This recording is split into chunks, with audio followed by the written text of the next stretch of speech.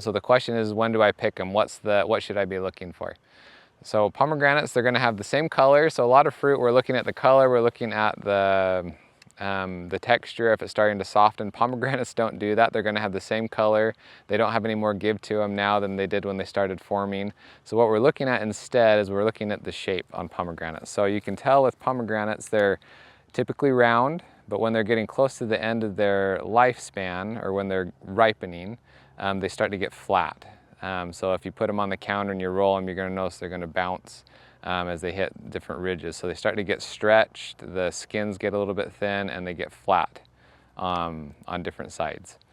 So instead of being perfectly round, they're going to have some flatness to them. The other thing you can look at is cracking. So they do tend to crack at the end of the pomegranate's life. To disperse all those seeds, they're going to crack open and drop the seeds.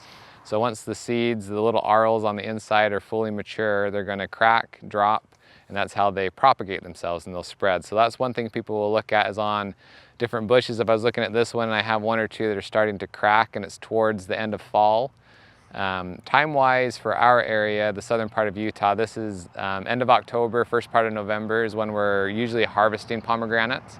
So that's timing, and that's about when we're looking at picking them. If we're in August and they're cracking, it's probably a watering issue. So when we're picking pomegranates, a couple things to look at. A lot of people think they're going to be like a peach or an apple because they're big, and that's what they look like. Most of those would like drop in your hand, or you could twist them. Pomegranates are a little bit harder, so you can tell they're really well attached.